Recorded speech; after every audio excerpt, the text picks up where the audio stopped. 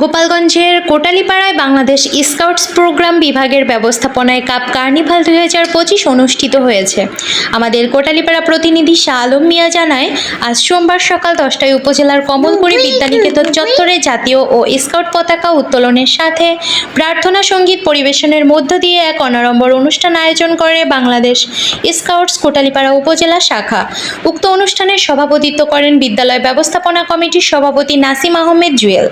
এ সময় উপজেলা বিএনপি সভাপতি এস.এম. মহিউদ্দিন, সাধারণ সম্পাদক আবুল বশর হাওলাদার, মাধ্যমিক শিক্ষা অফিসার মোহাম্মদ ইসমাইল, পৌর বিএনপির সাধারণ সম্পাদক অলিউর রহমান হাওলাদার, উপজেলা স্কাউট সম্পাদক Idrisur Rahman, commissioner Kartik Chandra Sarkar, auditor Badiuzzaman Sheikh, cub leader Ramzan Sikdar, scout leader Subir Chandra Biswas বক্তব্য রাখেন।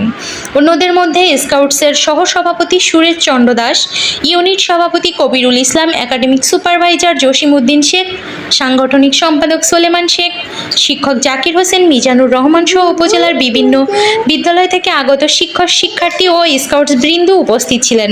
পরে কোমলমতি স্কাউটদের কার্যক্রম প্রদর্শনের পর দুপুরে আয়োজন করা হয় মধ্যাহ্নভোজের।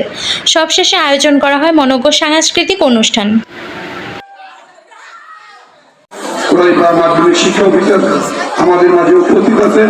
আমি সংক্ষেপে বলে যাই, ওদের বিরক্ত আমার স্নেহধন্য নাসিম আহমেদ জুয়েল, ছোটকাল থেকেই আমরা এখানে রয়েছি। আনুষ্ঠানিকভাবে শুরু ইতিমধ্যে হয়েছে। আজকের এই অনুষ্ঠানে সংক্ষিপ্ত সময়ের মধ্যে এই অনুষ্ঠান আমাদের আয়োজন করতে হয়েছে। আজকের এই কাপ আমাদের আগামী দিনের ভবিষ্যৎ।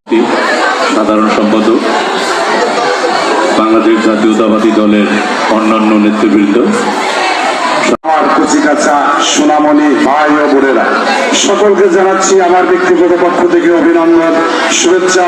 কারণ